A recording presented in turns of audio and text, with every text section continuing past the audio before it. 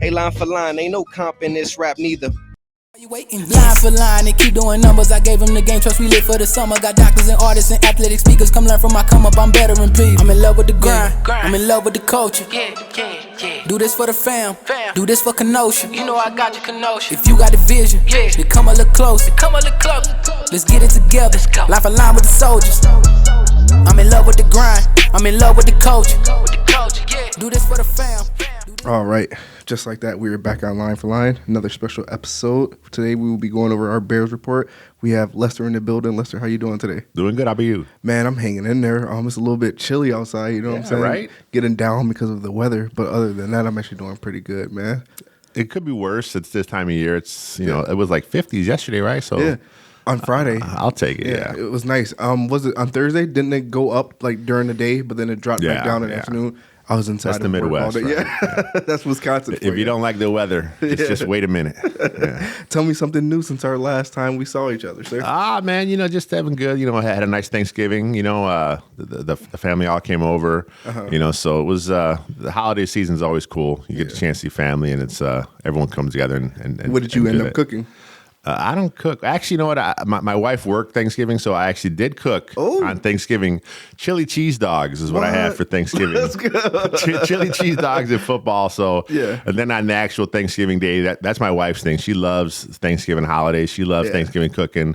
So she does, turkey stuffing, mashed potatoes, the whole deal. The only thing I do is I peel the potatoes. That's what's up. And cut them up, and but everything else, the bird, that's all her. Yeah. What did you think of that Bears game Thanksgiving? I wanted them to lose that game.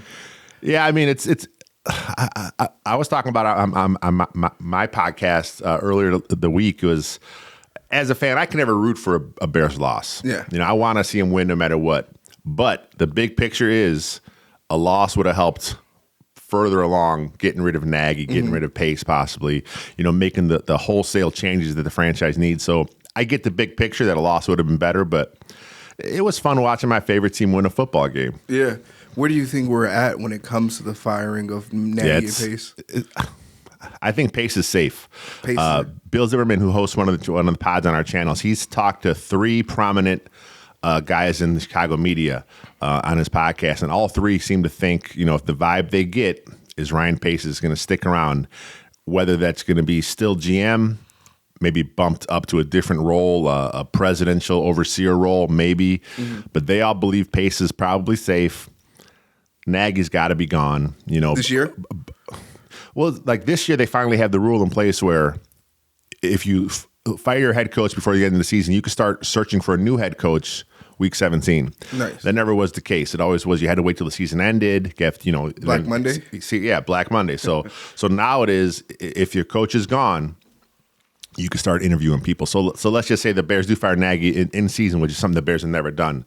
Now, week 17, let's say the Bills have things wrapped up, and they want to interview their OC Brian Daboll, for the Bears head coaching vacancy. If the Bills are cool with it, and they can let him go have a quick interview, just to kind of start planting the seeds of your new coach before the season ends. I think. Barring a miraculous finish to the Bears season, which none of us see happening, I think Nagy's gone a little before the season ends. So where do you think those rumors came about Nagy's gone after Thanksgiving, whether it's a win or a loss? From what I understand, and again, I'm gonna go back to what our guy Bill said on his podcast. He has a few league sources that he talks to. He's actually the executive producer of the Mad Dog Sirius XM radio show. So he knows people, okay? He doesn't always report stuff, but he knows people. And on his podcast, he said that from his sources, it just it seems like that there was a report out there. Maybe the guy got some bad information. He didn't hear anything that it was a firing was imminent, but, the other stuff I've heard from piecing around, hearing some stuff on Chicago radio and stuff is, there probably was a source that told Conkle, the reporter for thepatch.com, that they're going to fire him. He ran with the story, but, that source could have been someone he trusts, which is why he ran with the story. But that source could have been someone who didn't really know everything, maybe a board member on the Bears, maybe a staffer that heard something. So I just couldn't see that ever happening. I mean, think about it. Hey, Matt Nagy, we're going to fire you. but stick around for one more game. I mean, that's. I mean, the Bears have done some really stupid stuff through the years in the franchise organization, but that would have been the stupidest. Yeah, because when I heard of it, I said that doesn't make sense because who would want to come in there and do their best when it comes to coaching, knowing no matter what they're going to be gone, and just think of how much that disrupts the locker room. And then, of course, the Bears bungled the whole situation. You know, once the news broke, the Bears should have come out and said right away, "Hey, this story is not true. You know, we stand behind Matt Nagy right now, and he's the head coach of the Bears." But the Bears didn't say anything, so they kind of let Matt Nagy kind of just sit there. And then, of course, the first press conference they have, the way the lineup was, Nagy didn't speak first. It was special teams coach Chris Tabor spoke first, who was the interim coach when Nagy was on the COVID list. So now the media, of course, they're letting it's not Nagy, it's Tabor. It's true. So it was just the Bears. Just I don't want to blame the person in charge of PR because that's not fair. That's an organizational thing from the McCaskies, maybe Ryan Pace. Someone should have said something, done something, kind of nixed that whole story before it blew up. The only thing they really said was they didn't want to, pay it any credence because it was a smaller site, thepatch.com. Yes. But the person who reported it was a Pulitzer Prize winning journalist. He had been with other bigger organizations. So the fact that it carried some weight. It got play on all the websites. It was covered by us. It got play on all the sports radio shows. It got carried nationally. So it became a big story. And the Bears just sat on their hands. Yeah, but how much of that do you think goes into all press is good press? Because the Bears probably looked at it and said, "Well, look at it, we're still being talked about." And no, seriously. And they're like, "Well, let's not have Matt Nagy speak first, just so we can give them that buzz. gift." Yeah, exactly. Yeah. And then there was a couple of meetings that got canceled on Nagy's end and everything like that. So how much of it do you think they're saying, "Okay, let's play into their hands and let's create more of a show"? It's possible. With the Bears, I would never put anything past them. They do a lot of ridiculous stuff, from the front office, and that is very possible. I never thought of that angle, but again, with the Bears, like you said, they mentioned that there were some meetings canceled, and Matt Nagy addressed that later in the week. Again, if they would have addressed this earlier, they could have nixed it, but he addressed it later. He said with the short week with them playing on Thursday, that's common procedure. They don't usually have those meetings anyway. So the fact that it came out that they were canceled. Matt Nagy was a little pissed off in the presser because that took a big thing through the media, but he said it was nothing, no big deal. So again, he says a lot of things. Typical Bears, man. This is how it is. What did you think of the offense and defense from that game? Because obviously we did see Justin Fields go down with the rib injury. What did you see there? What did you think with that? Yeah, with Andy Dalton in the game, he had the whole start. He's a serviceable pro. He is exactly the guy he is. It's funny because, as the game was going on, people were thinking, oh, he sucks. Then it's, oh, he's great. Oh, he sucks. Like, that's Andy Dalton. He's up and down at this point in his career. He's not the same, Pro Bowl guy he was when he was younger. Even then, he was still kind of like, based on what the team was around him. AJ Green. Yeah, some good tight ends. He's a decent professional quarterback at this stage in his career. More so decent than what we have had. Yeah, for sure. But again, at the end of the day, he's not the future. He's nothing to get excited for. Of course, I want to see Justin Fields play at this point. I think it's better for the franchise, better for his development. But Andy Dalton was fine. I mean, he had 300 yards passing. He had a dumb interception. He had a touchdown pass, I believe. So he was okay. The Bears won the game. Defense, was okay. They were giving up a lot of short stuff. It's funny because you have safety Eddie Jackson is back, and he's been criticized all season, right? He made some really stupid comments earlier in the offseason. Everybody could tackle.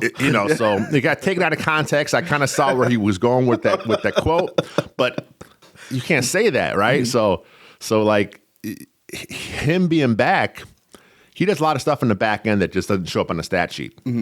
He's not getting the picks. He's not getting the forced fumbles. He's not getting the fumble recoveries. He's not getting the touchdowns. But as far as his coverage skills, he helps. And maybe that was why the Lions had to go short so much, because he was taking on more of the deep stuff. Nice. Now, we did see Roquan go down with a hamstring as well, too. What information do you have on that? He was hurt all week, and then all of a sudden Friday, a video pops up of him working out. So nice. The beat writers seem to think that there's a chance he plays. He's listed as questionable for the game. I mean, if the field's really sloppy, I talked about this on my podcast last night. If the field's really sloppy, you don't want a guy with a sensitive muscle injury because that's when pulls happen, strains happen. So if the hamstring is healed, play him. If there's anything, still lingering, I think you got to sit him. Yeah.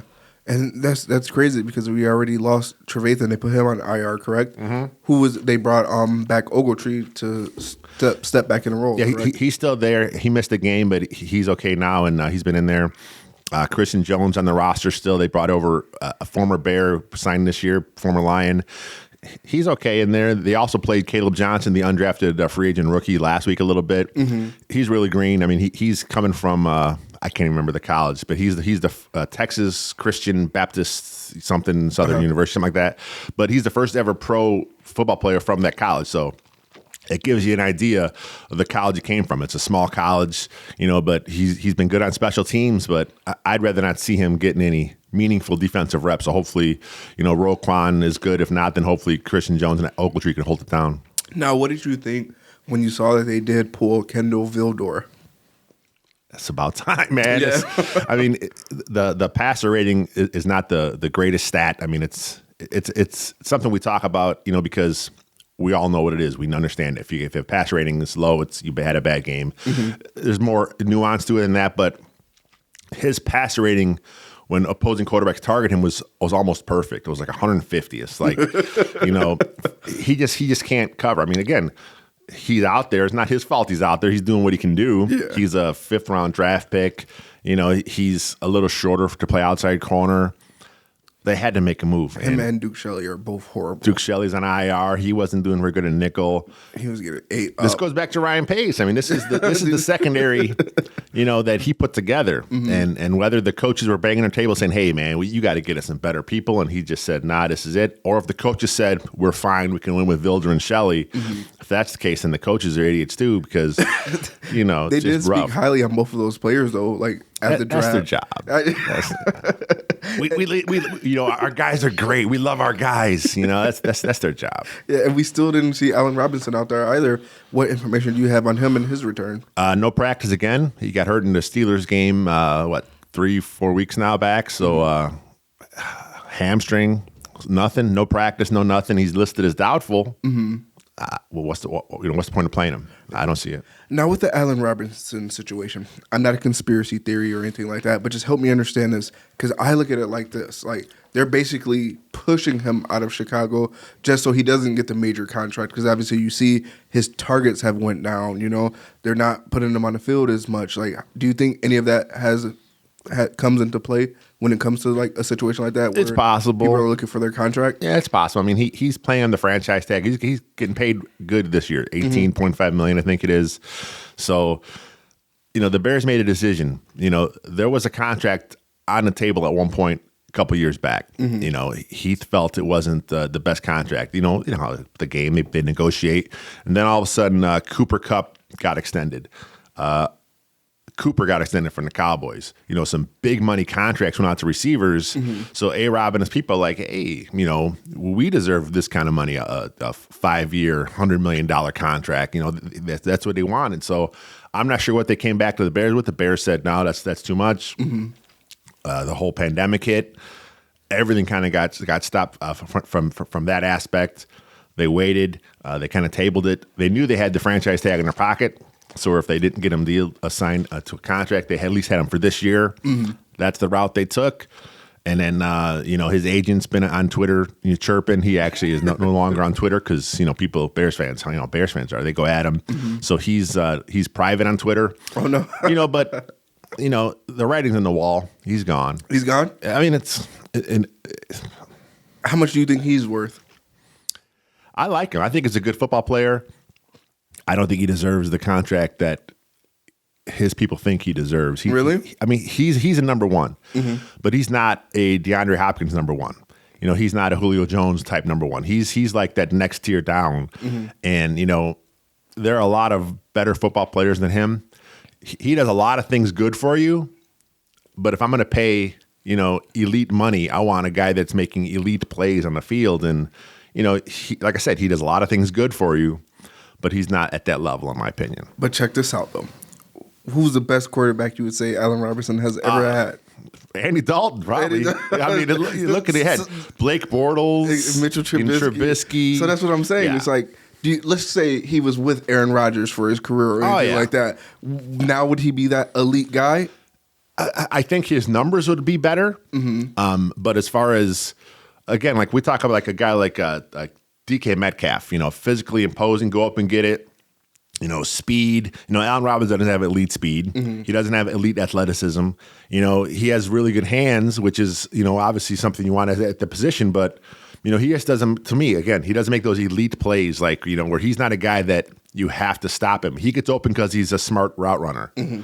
And then, this last year, we haven't really seen that because, I don't know if defenses are trying to take that from him more, but the separation's not there as we've seen in the past.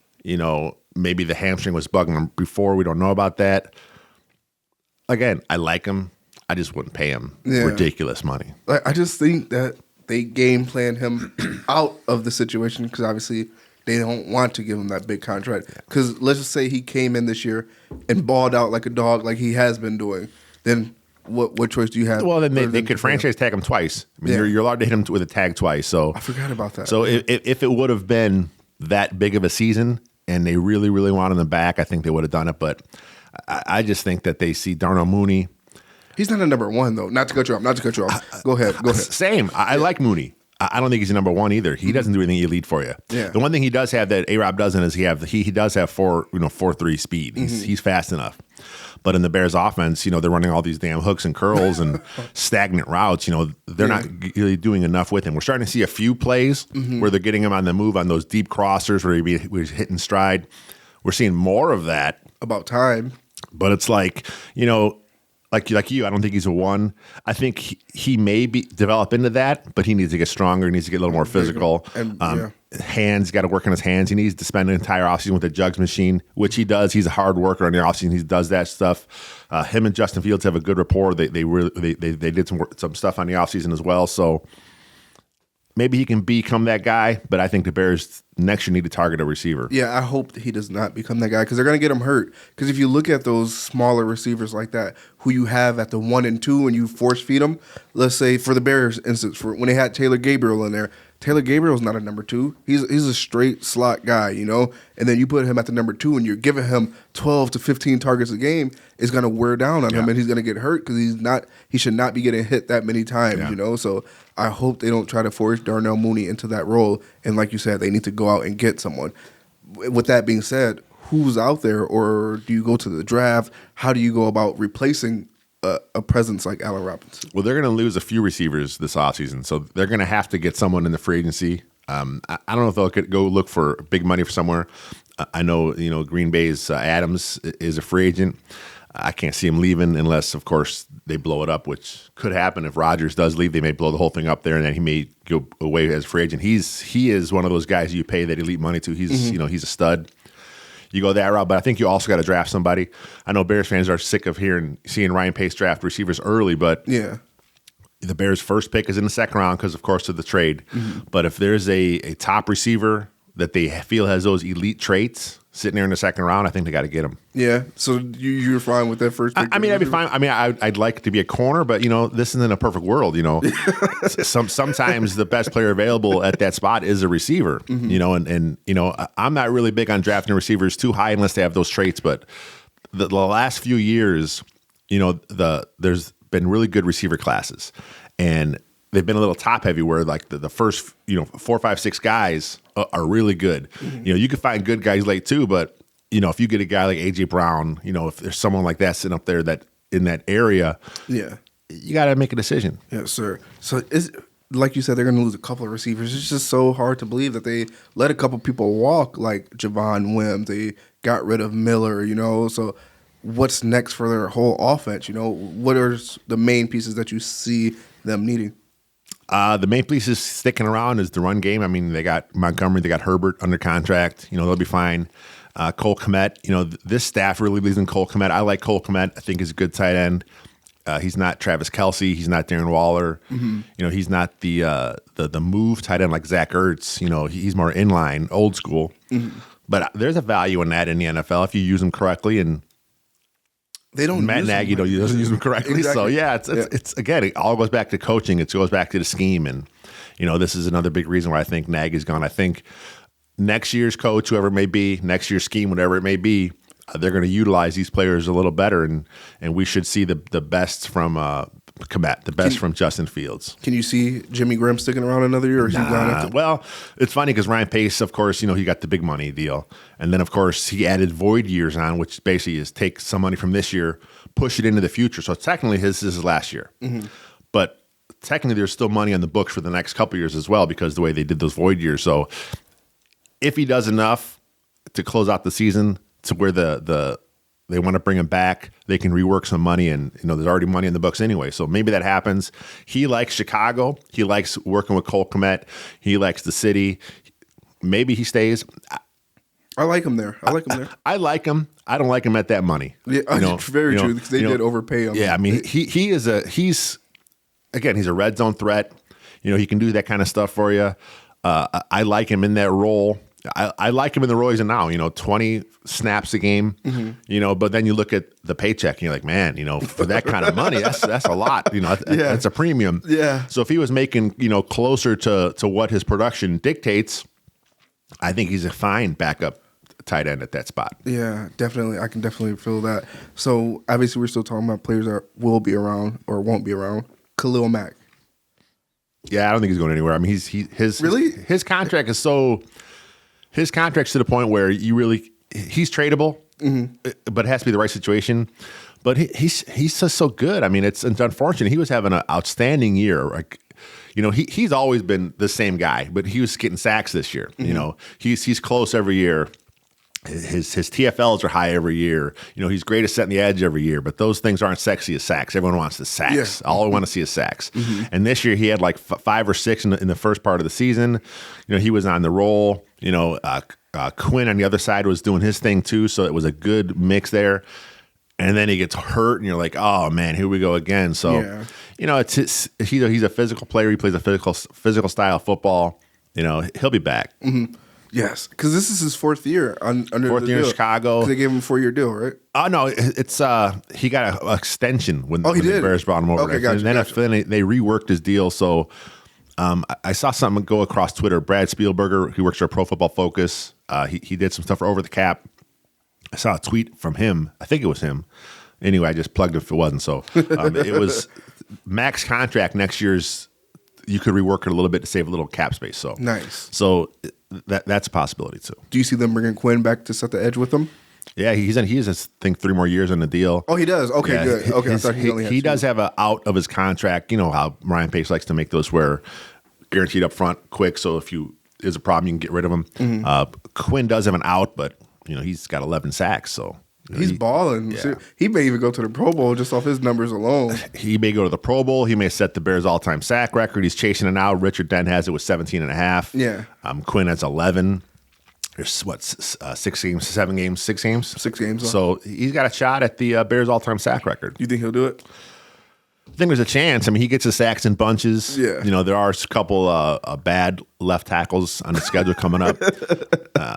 There's a couple. A guy like Kyler Murray, he does take some sacks because he likes to stand in the pocket and make some plays. Yes, so maybe he gets a couple cleanup sacks on Murray. So it's possible. Now there's one more guy I want to talk about before we talk about the golden child, Tariq Cohen. What is up? Man. Help me understand, because David Bakhtiari, if I'm saying that right, is well along with his process, and he's a bigger guy, a lineman. So just help me understand what's up with that. This is the Bears again trying to be secretive.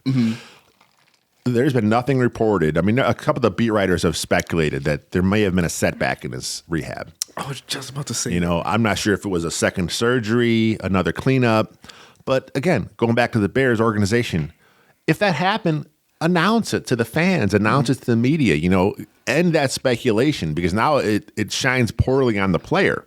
People think, oh, Cohen's soft because he's not back yet. And it's like, come on, if there was a setback or a surgery, you make that announcement and you let everyone know. I mean, the player could say something, obviously, but, he doesn't want to go against, that.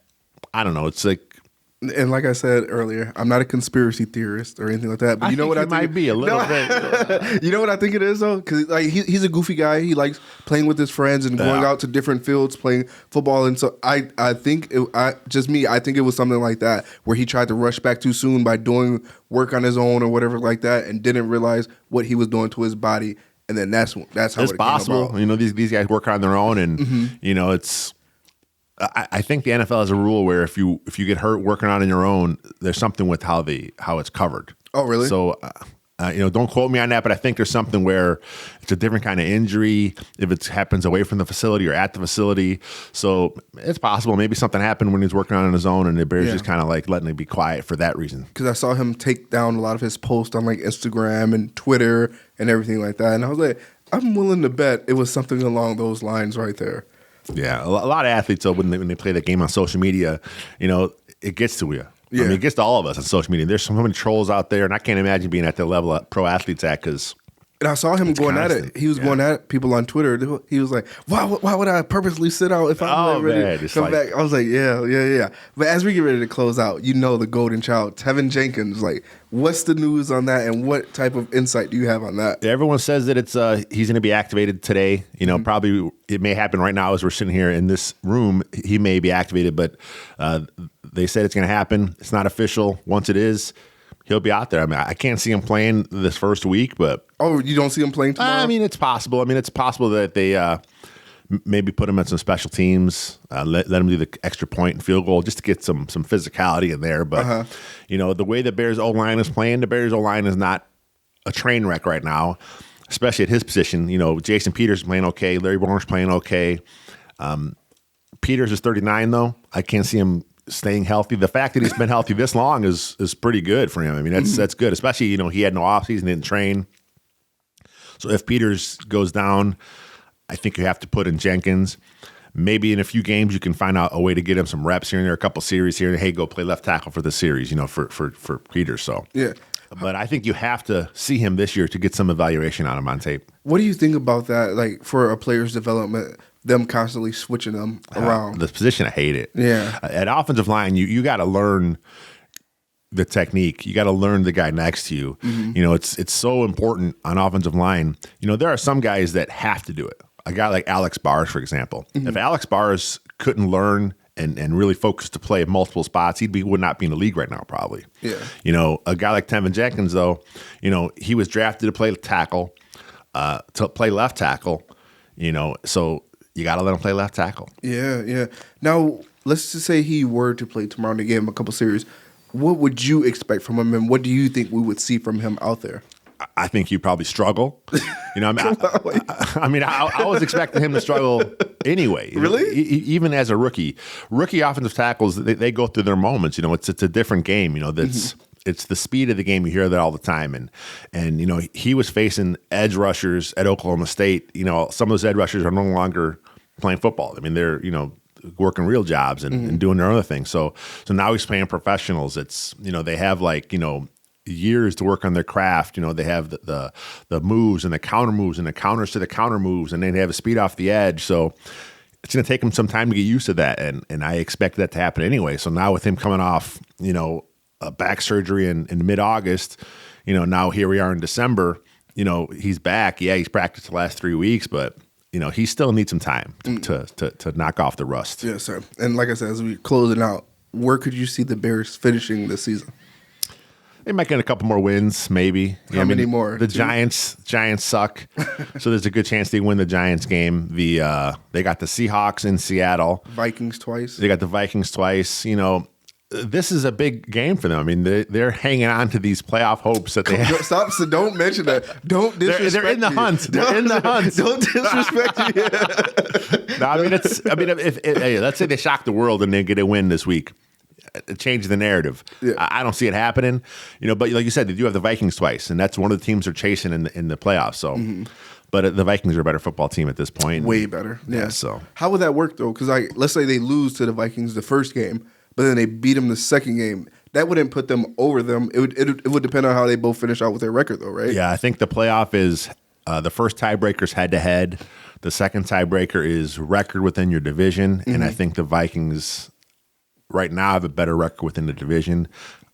It could change. But, because they did beat the Packers.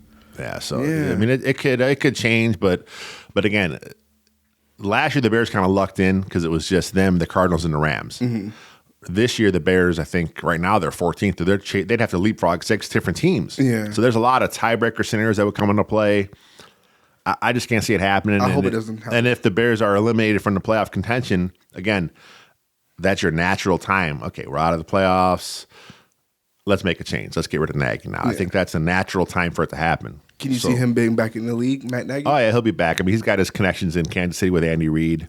Yeah, as a head coach, though? Nah, I mean...